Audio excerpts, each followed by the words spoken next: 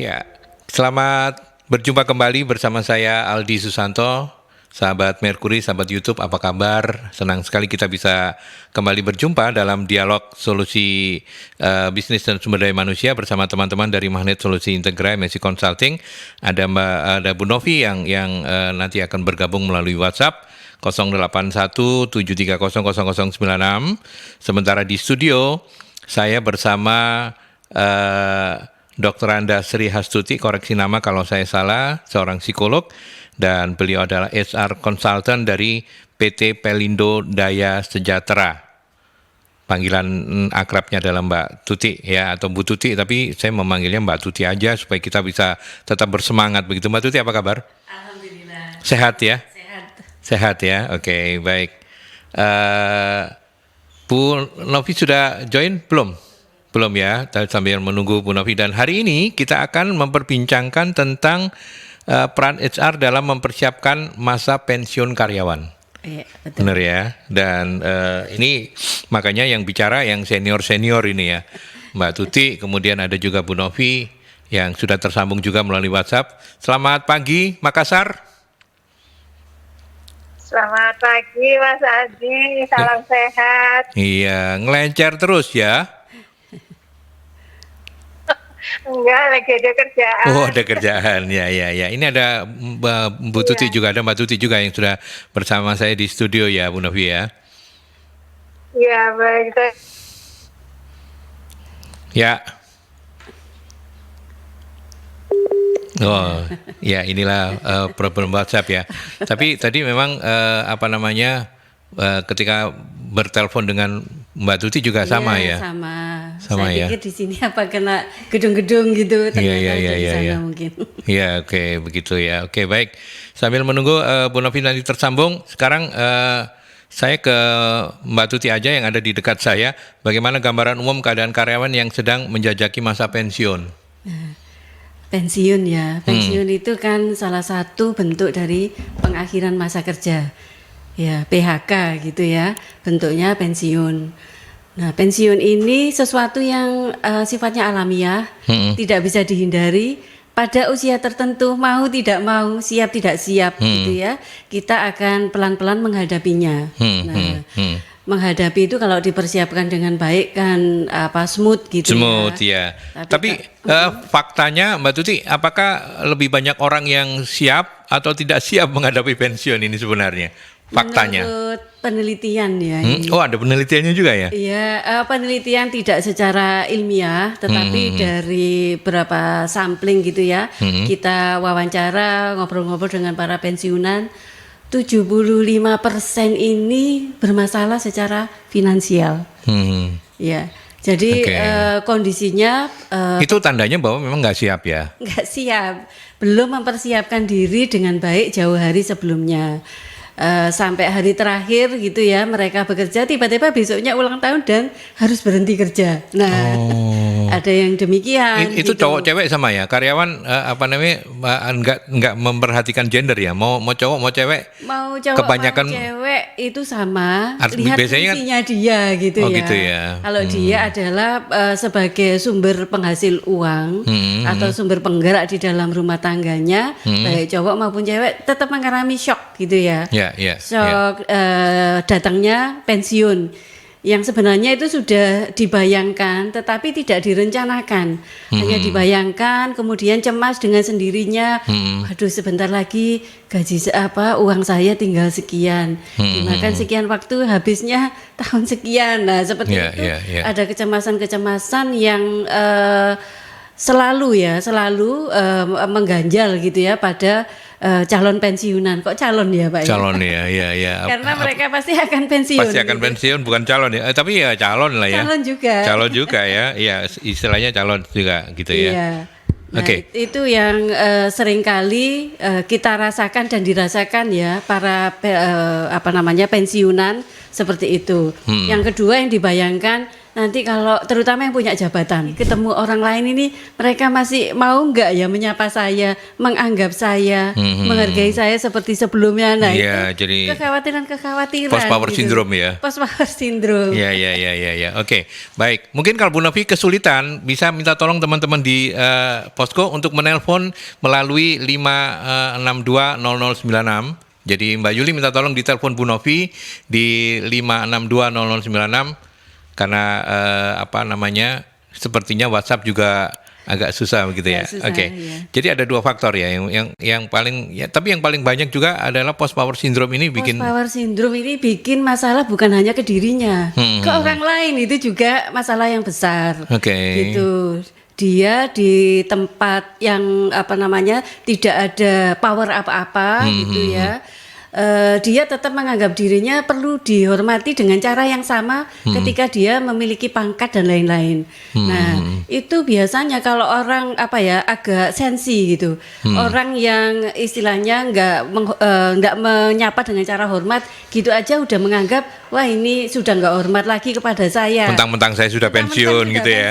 Gitu. Jadi lebih banyak internal ya Mbak Tuti ya. Sensi juga pasti akan sensi ketika dia menganggap bahwa tidak punya power itu kiamat. Nah itu karena gitu masalahnya dia menganggap tidak punya power itu kiamat. Tetapi kalau dia menganggap bahwa memang kalau saya memegang suatu otoritas itu ada masanya, masa ini adalah saya bentuk lain. Nah itu dia harus menyadari bahwa dia itu bentuk lain yang punya penghormatan tersendiri, tapi sisinya sisi beda. Nah itu yang belum banyak dicari, sehingga membayangkan kalau di organisasi sosial misalkan, sekarang waktunya luang di di lingkungan kampung gitu ya, di lingkungan sekitar. Nah dia kalau berinteraksi dengan orang lain menganggap itu anak buahnya, gitu. Ya tidak minta tolong kalau ini silakan dilakukan dah. Gitu. Iya modelnya perintah-perintah begitu ya. Dia lupa bahwa padahal itu bukan bawahannya gitu ya. Ya, oke baik. Kita ke penelpon ada Bu Novi ya yang sudah bergabung di line telepon. Bu Novi selamat pagi. Pagi Mas Adi, monitor. Ya, sorry, lagi-lagi WhatsApp itu memang tidak terlalu bisa diandalkan begitu pada daerah-daerah tertentu begitu. Nah hari ini di awal ini saya sudah mendapatkan gambaran dari Mbak Tuti ya, narasumber kita dari HR konsultannya Pelindo Daya Sejahtera tentang kondisi karyawan yang akan memasuki atau MPP lah istilahnya ya, masa persiapan pensiun begitu. Kalau dari Bu Novi sendiri gambarannya kurang lebihnya sama. Tadi sempat dengerin nggak ketika Mbak Tuti bicara? Sebenarnya mungkin nggak terlalu, sempat jeda berapa menit tadi ya, 3 menit hilang gitu Mas. Gitu. Nah 3 menit sempat hilang, cuman mungkin gambaran orang yang akan pensiun itu. Nah ini kenapa saya ngangkat ini juga karena nggak tahu, ini usia saya kan mau pensiun ya. Oh mau pensiun juga ya. Iya. Tapi enggak lah. Kita ini senior semua ini ya. Ada yang menyembunyikan sudah pensiun apa belum nggak tahu gitu ya. Itu saya. silakan Bu Novi. Nggak pensiun lah, nggak ada pensiun. Iya Mbak Tuti aja nggak ada pensiun kok, jalan terus kok, the show must go on katanya. Lanjut lagi. Ya. Jadi mungkin lebih ke beginilah, kalau saya mungkin ketemu yang dalam usia mau pensiun itu beberapa perasaan yang timbul itu cemas kayak gitulah Mas Aldi gitu, cemas terus kemudian nggak tahu nih harus setelah pensiun mau ngapain kan gitu. Terus artinya kan setelah pensiun sebenarnya kehidupan kita masih akan tetap berjalan dan harusnya kita juga mandiri gitu ya. Mandiri maksudnya sudah tidak menerima penghasilan yang rutin karena bekerja, tentunya juga tidak menggantungkan kepada mungkin putra-putri yang sudah bekerja atau apalah gitu ya. Tapi ya kita harus bisa mandiri secara finansial maupun juga hal-hal yang lainnya. Nah, itu yang sebenarnya banyak orang yang tidak tahu bagaimana sih mengelola persiapannya kayak gitu kan. Kayak satu cemas karena nggak tahu cara mengelola ketika nanti saatnya tiba. Terus sementara di sisi lain itu kan beberapa keluhan kesehatan itu mulai muncul kan kayak gitu kan.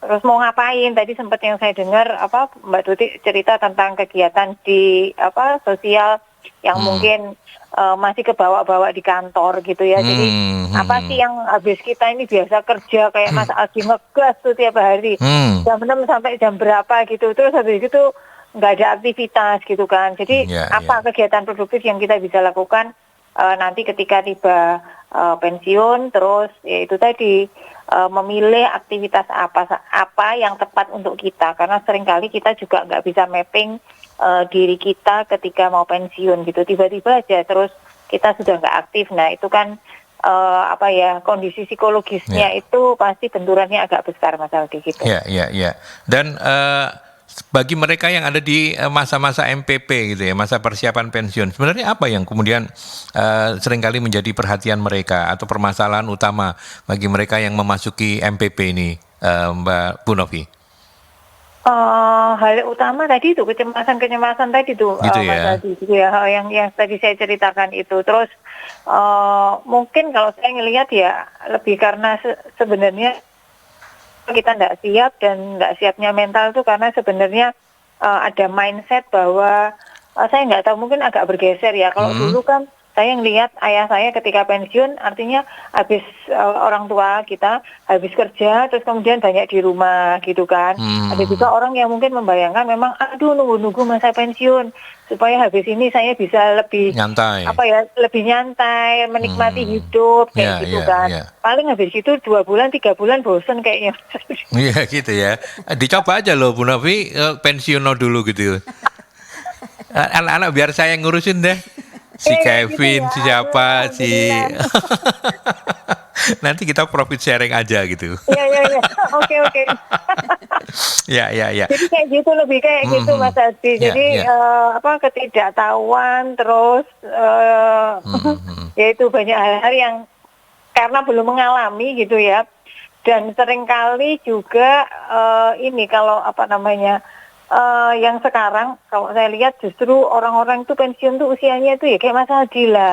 Usianya kalau mau kerja di perusahaan yang apalah, kecuali mungkin di perguruan tinggi ya masih aktif ya. Tapi kalau kerja di swasta, di BUMN itu pasti udah masuk pensiun. Ya. Masih bleger-bleger kayak gitu kan, suaranya masih banter, kalau suruh lari masih kencang gitu kan. Terus disuruh tiba-tiba berdunduk gitu, nggak main lah, tambah cari goro-goro gitu. Betul. Ini berlaku juga untuk narasumber tamu kita loh. Ini masih energik banget loh Mbak Tuti loh. Ya kan? Iya. Itu teman seperjuangan saya Mas Aldi di kantor lama. Iya, baik. Saya ke Mbak Tuti sebelum kita ke iklan. Satu pertanyaan lagi melanjutkan. Mungkin ingin menambahkan dengan pertanyaan yang sama. Apa sih sebenarnya yang banyak memunculkan kekhawatiran begitu bagi mereka-mereka yang akan masuk masa persiapan pensiun? Apakah memang karena mereka sejak awal tidak menyiapkan sehingga ketika masuk pensiun, aduh, mari ki lapo yo, loh, terus kalau enggak kerja nanti aku mengerjakan apa ya? Atau gimana Mbak Tuti? Ini faktanya ya, fakta di lapangan itu banyak karyawan yang pensiun itu hanya mengandalkan dana pensiun dan BPJS ketenagakerjaan. Kan ada jaminan pensiun, jaminan hari tua. Ya sudah nggak punya apa-apa, hanya itu gitu loh. Kalau kita hitung cuma mampu bertahan berapa tahun gitu ya dengan seperti itu, meskipun gaya hidup dikurangi menjadi 70%. Nah itu pun tapi paling 5 tahun udah bagus lah ya. 5 tahun bagus banget sudah ya. Yang lumayan gitu ya. Itu sudah mungkin turunnya 50% ya itu ya kira-kira ya. Turunnya 50%. Sayangnya pendapatan itu tidak sebanding dengan gaya hidup. Ngatur gaya hidup itu karena kan kita itu hidup di era yang pengaruh itu sangat besar gitu ya. Betul. Tiba-tiba dalam fashion gitu ya kena pengaruh sana sini gitu ya. Belanja COD murah gitu ya. Nah hal-hal seperti itu gaya hidupnya yang dulu sudah direncanakan mau direm, nanti kalau pensiun beli bajunya mungkin setahun berapa kali. Nggak bisa lihat hal-hal seperti itu, ada tas terutama wanita itu kan untuk gaya hidup itu bisa saja agak sulit gitu ya, tawarannya lebih banyak. Nah seperti itu. Terus kemudian ada hal-hal yang nggak disangka-sangka karena tidak mempersiapkan, tidak mempelajari ya seperti investasi dan lain-lain di sebelumnya. Tiba-tiba ada tawaran seolah-olah mendatangkan hasil yang wow gitu ya.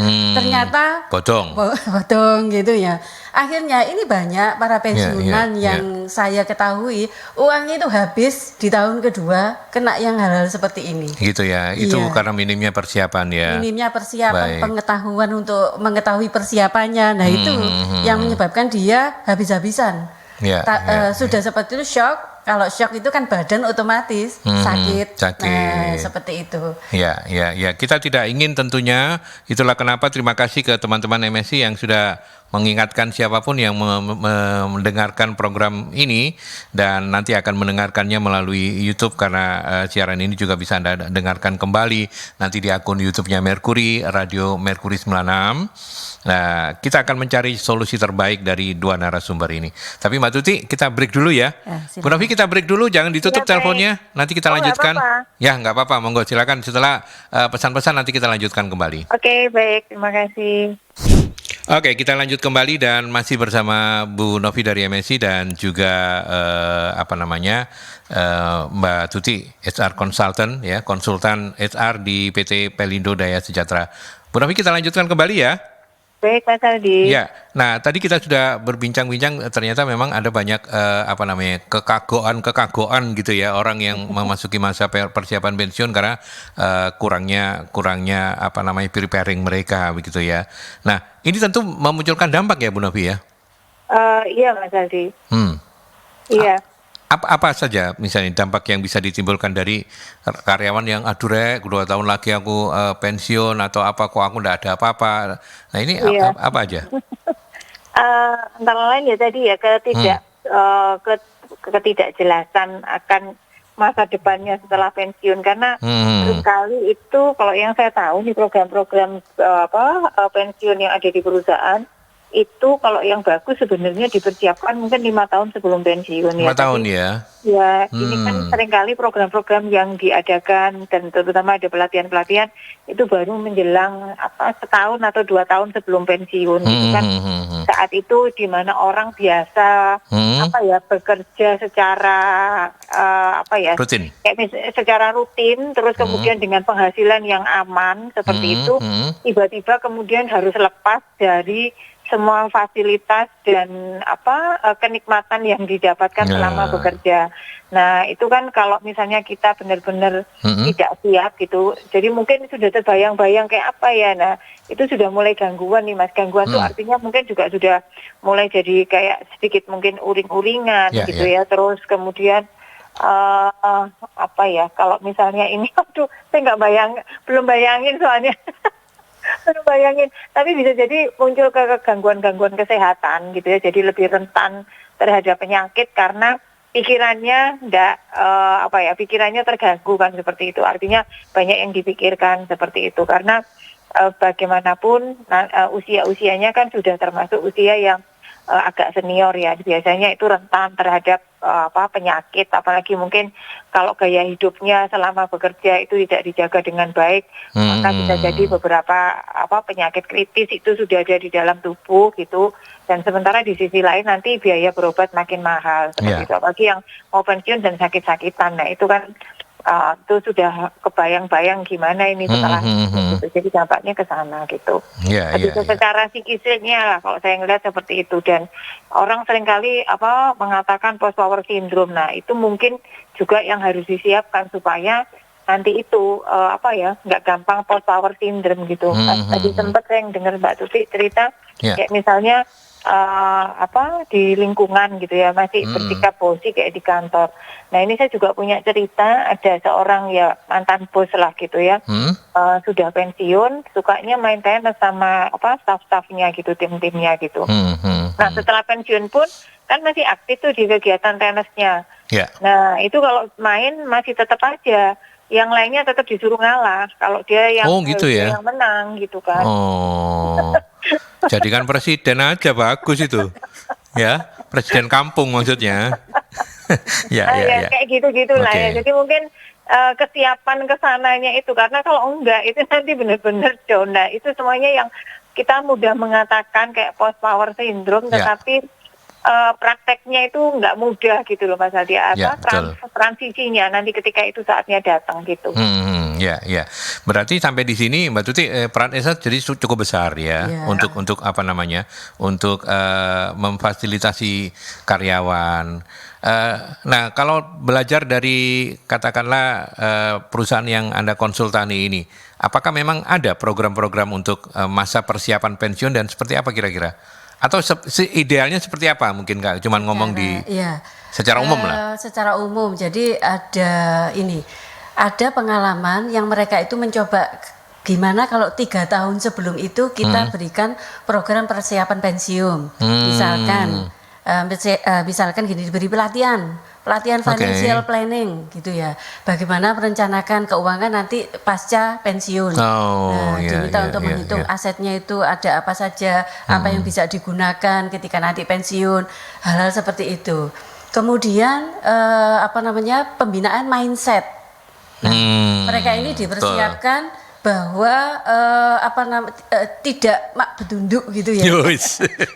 Ketularan Bu Novi ini, mak betunduk. Itu kalau kecil, kalau besar mak betondok.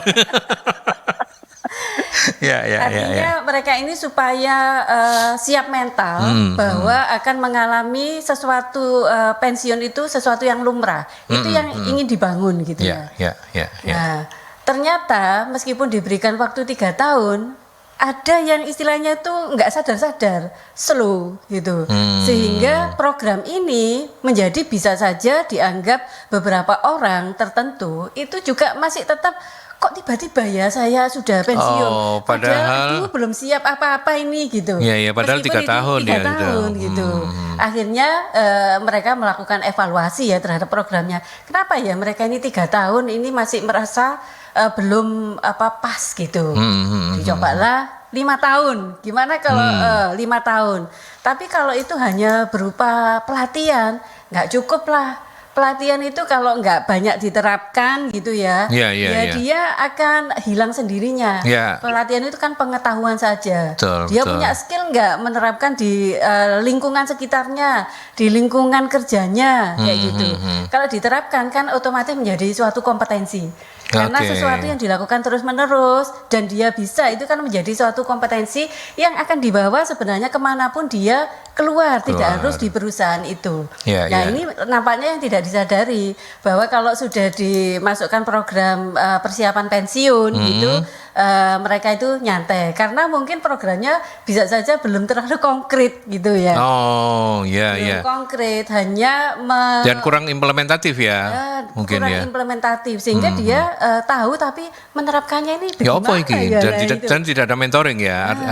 Mentoring. Tapi Mbak Tuti, kalau misalnya kita ingin membedah gitu, saya nggak pernah bekerja di sektor BUMN atau PNS gitu ya. Kalau MPP yang ada di BUMN itu apakah memang begitu programnya? Ada pelatihan, ada apa begitu ya?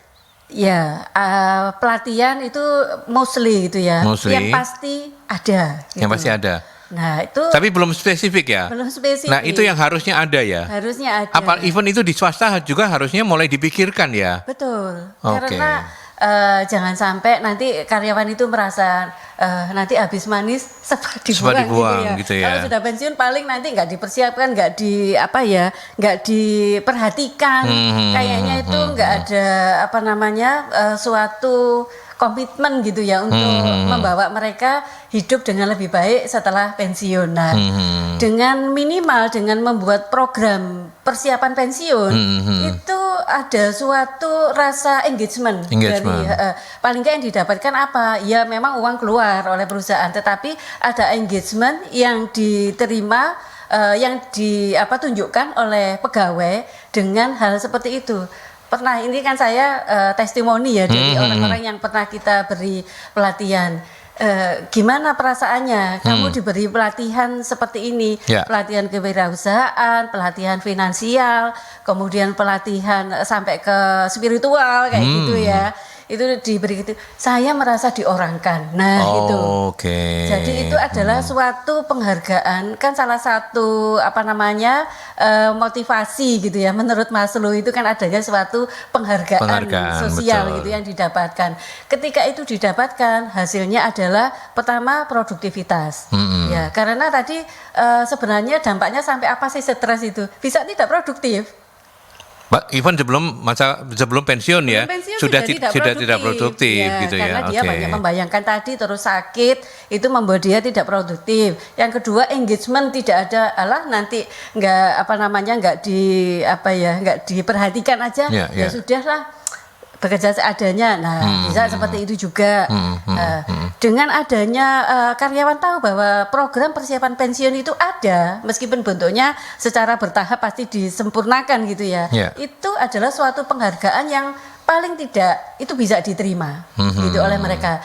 Dan yang kedua, sebenarnya hal itu ada efek baik bagi perusahaan, di mana ketika mereka mau rekrutmen. Itu kan presentasi, di sini ada program presentasi, wah jaminannya ini keren banget ini gitu. Karena mereka tidak hanya memperhatikan gaji, tapi juga sampai nanti masa pensiun itu pun diperhatikan atau enggak, itu adalah suatu brand. Nilai gitu lebih lah ya. Nilai lebih bagi perusahaan seperti itu. Oke. Kalau MPP dengan program persiapan pensiun itu bisa pengertiannya beda. Oh beda ya. Kalau MPP dikenal di BUMN. BUMN ya, itu Pak, ya. apa? Itu adalah masa misalkan setahun depan itu dia pensiun. Akan pensiun, maka dia mengambil program masa persiapan pensiun. Itu dia boleh tidak hadir di kantor, tapi digaji. Gaji penuh. Gaji penuh. Baru baran ini berarti ini. Karena tapi memang itu program persiapan pensiun bisa diambil 6 bulan. Cuma 6 bulan ya. Untuk apa itu diambil? Karena dia kan tadi mau belajar bisnis nih. Kalau dia bekerja, kapan dia belajarnya? Ada nilai idealnya juga, betul. Kesempatan seperti itu, gitu. Kalaupun dia tidak bisnis, misalkan dia passionnya jadi pembicara, konsultan atau jadi pembicara seperti itu. Nah, dia punya waktu meraih sertifikasi yang pasti kan waktunya butuh waktu gitu. Betul. Jadi memang ada penyediaan konkret gitu. Kalau sudah ada knowledge, kemudian diberi kesempatan untuk menerapkan itu waktu. Bisa juga ada lagi kalau misalkan program itu ada program coaching gitu ya, klinik coaching untuk purna gitu ya, masa purna tugas. Maka ketika dia akan bisnis itu dia akan diajari bagaimana bisnis yang cocok untuk dia apa, kemudian membuat bisnis lainnya apa. Nah, itu ada kliniknya. Punya saya seperti ini kira-kira sudah bisa enggak ya diterapkan? Pas tidak untuk saya. Nah, itu ada klinik di perusahaan-perusahaan tertentu, bahkan sampai ada menciptakan klinik untuk persiapan pensiun. Tidak sekedar pelatihan gitu. Jadi tolong dibedakan ya, kalau MPP yang saya maksudkan tadi itu ternyata MPP itu cuma sebuah program yang memfasilitasi para calon pensiunan ini untuk menyiapkan diri lebih baik. Gitu ya. Kalau program-program itu beda lagi ya. Beda lagi. Istilahnya memang program persiapan masa pensiun. Nah, itu. Dan itu ada memang sekarang ada atau dari dulu sudah ada? Ada, dari perusahaan-perusahaan sudah ada, Pak.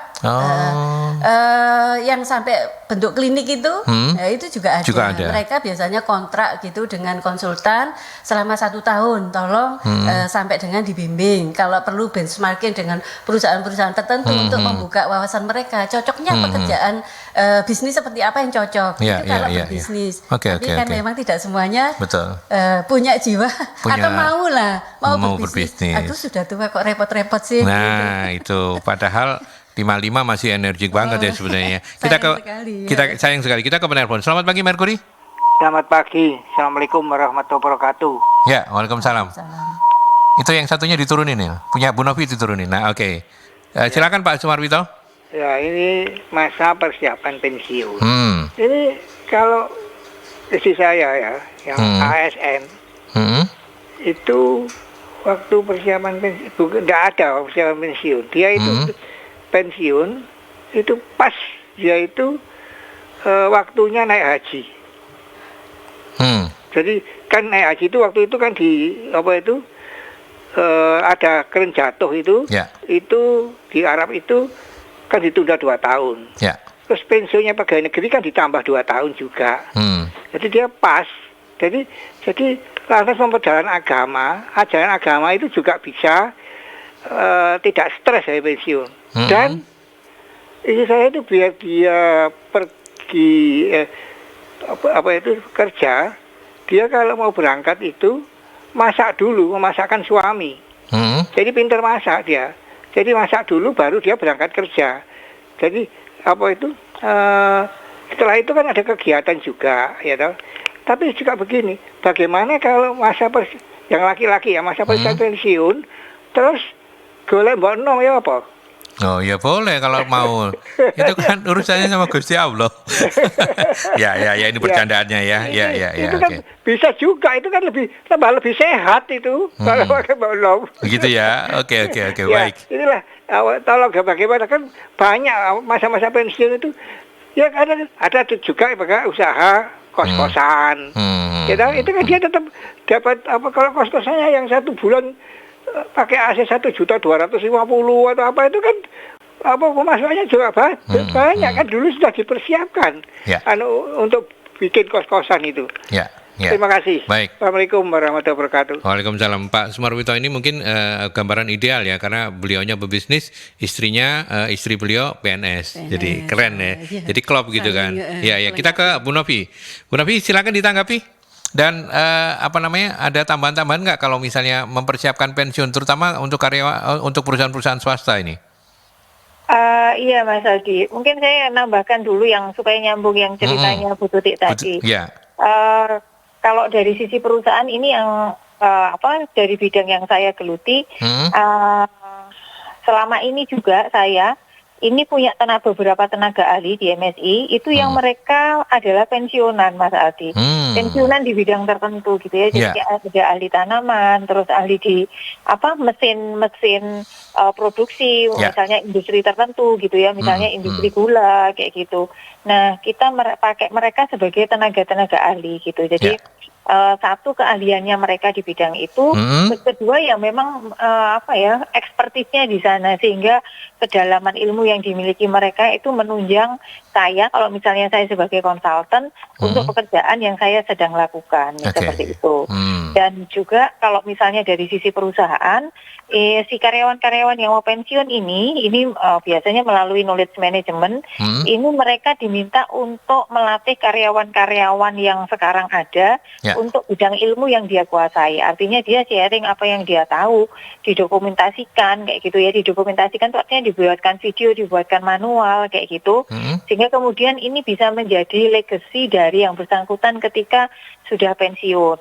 Artinya ini berarti orang tahu, dia sendiri juga merasakan kepuasan bahwa dia sudah meninggalkan legacy dari pekerjaan yang dia lakukan, baik melalui video yang bisa dipakai belajar oleh karyawan-karyawan yang lain selanjutnya, manual kerjanya, dan dia tahu bahwa manual ini dibuat oleh siapa kayak gitu. Jadi ada rasa kebanggaan seperti itu Mas Aldi. Dan juga ini bisa juga bapak-bapak yang seperti ini mereka dijadikan tenaga ahli perusahaan atau anak perusahaan. Biasanya kan ada anak perusahaan ya, kalau misalnya ini kayak Pelindo Group itu kan ada juga seperti itu.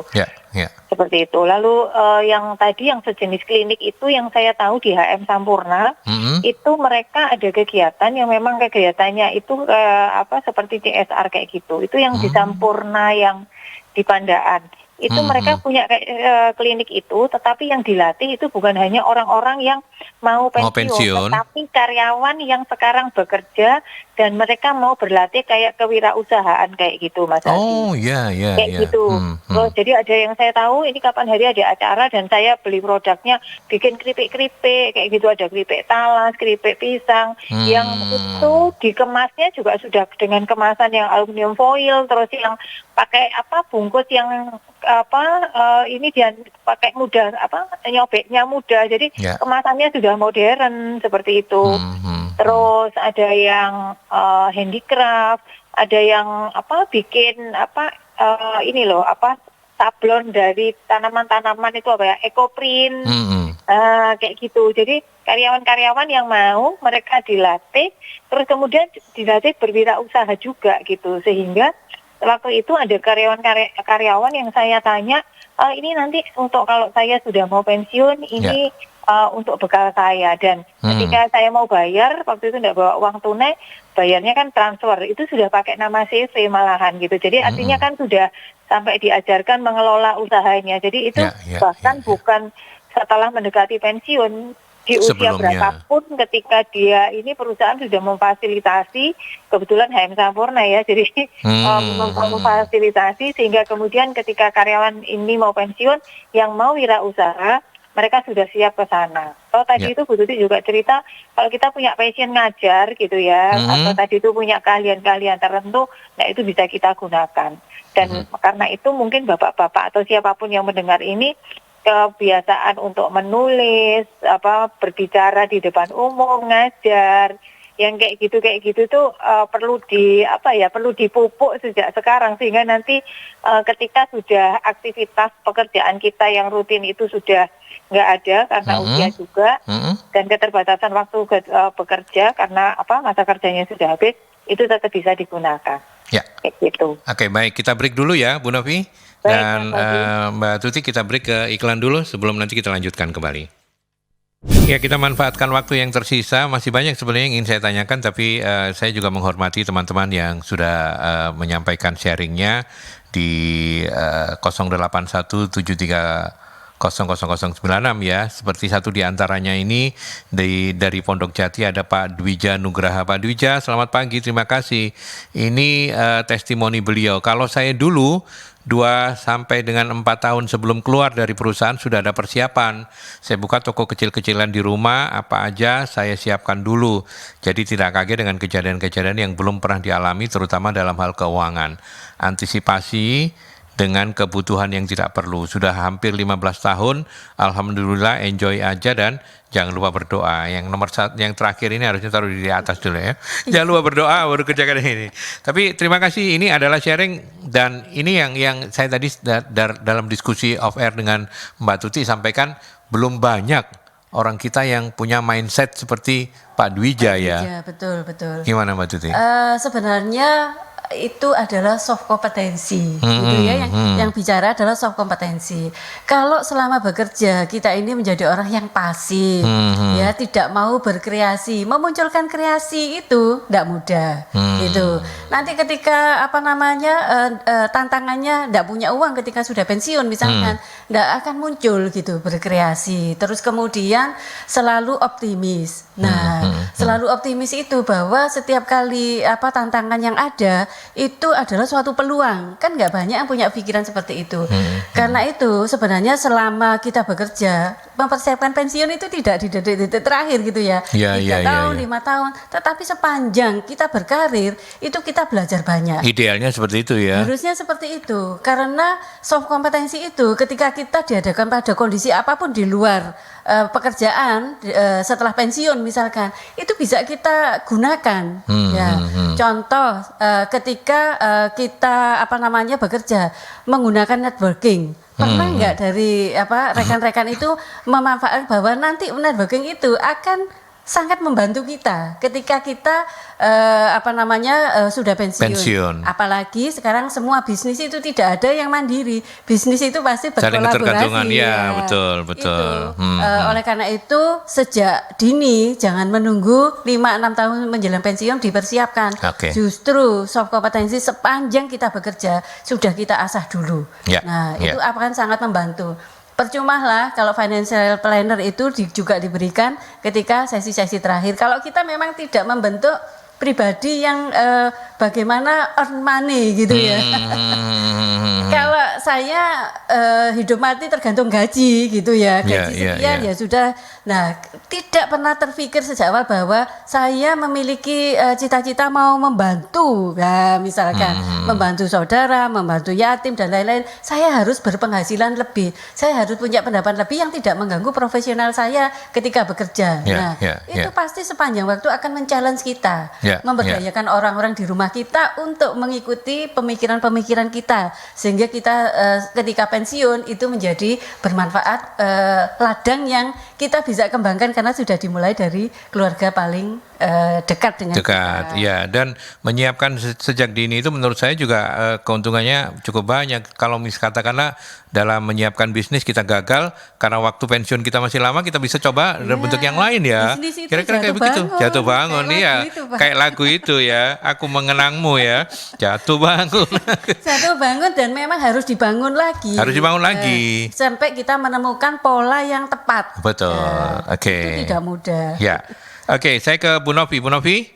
Ya, Mas Adi. Ya, sebelum menjawab, saya tambahin dengan pertanyaan dari Ibu Dena. Apa yang perlu dipersiapkan sendiri oleh karyawan kalau perusahaan tidak concern dengan hal ini? Ya, artinya kalau saya bicara kekinian, konteksnya masih cukup banyak perusahaan-perusahaan yang yang penting menyediakan dana pensiun lah ya. Kalau soal habis pensiun mau apa kan masih jarang ya, benar ya Bu Novi ya? Kalau swasta memang masih jarang, Mas Adi.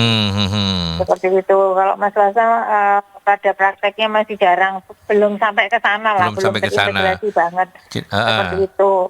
Nah, mungkin kayak Bu Dena ini yang sejak awal inilah kalau saya ya konsepnya itu berkarir jangan bekerja gitu ya. Jadi konsepnya kita kalau kita seorang karyawan mungkin jangan hanya kita ini bekerja gitu, karena kalau bekerja itu beda dengan berkarir gitulah, intinya seperti itu. Karena kalau bekerja ya itu tadi ya pokoknya memenuhi kewajiban, gugur kewajibannya selesai seperti itu. Kalau berkarir kan berarti ada pencapaian-pencapaian yang kemudian membuat kita ini makin berarti, karena kayak roda gitu loh Mas Adi. Kalau kemudian kita sudah mencapai satu tahap atau satu hal, itu akan muncul lagi keinginan untuk menjadi lebih baik, lebih baik. Jadi kayak bola itu gulung terus gitu loh, muter terus gitu. Jadi itu sebenarnya yang terjadi barusan juga yang diceritakan oleh Bu Tuti tadi, bahwa selama bekerja, selama berkarir gitu, itu mindset itu yang harus kita tanamkan. Jadi ketika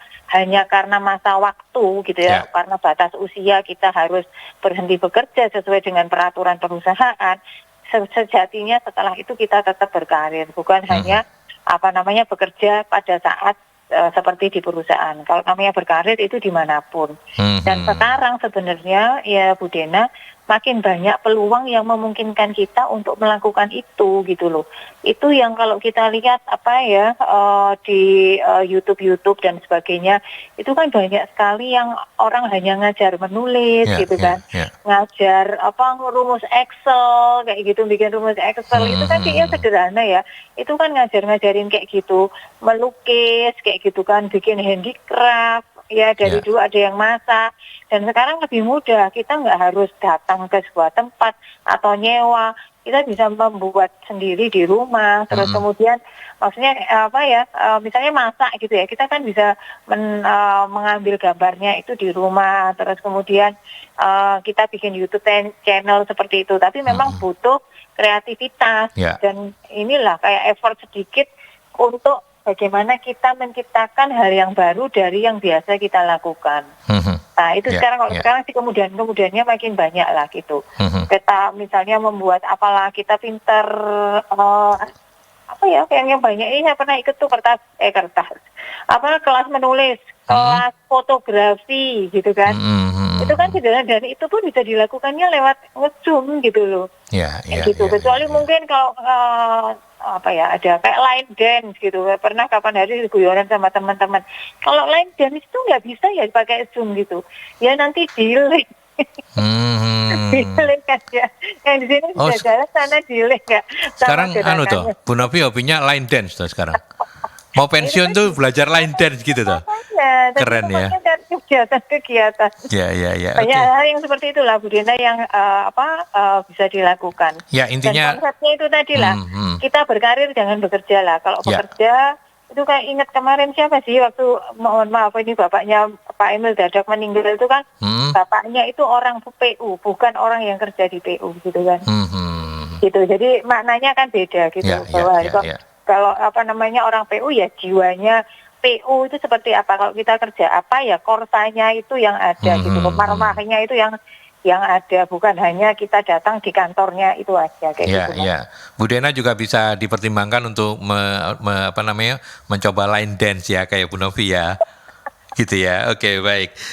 Kita ke Pak Jarod. Nah, ini kalau Pak Jarod ini sesuatu yang apa namanya, Mbak Tuti, Pak Jarod ini sesuatu yang klasik ini.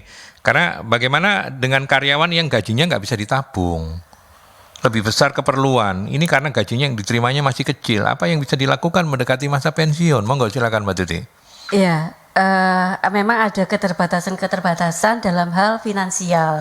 Nah, tetapi kan kita ini tidak apa ya, harus gini. Kita ini harus punya kemampuan untuk tetap menabung, ya, seberapapun yang kita miliki. Itu adalah habit, gitu.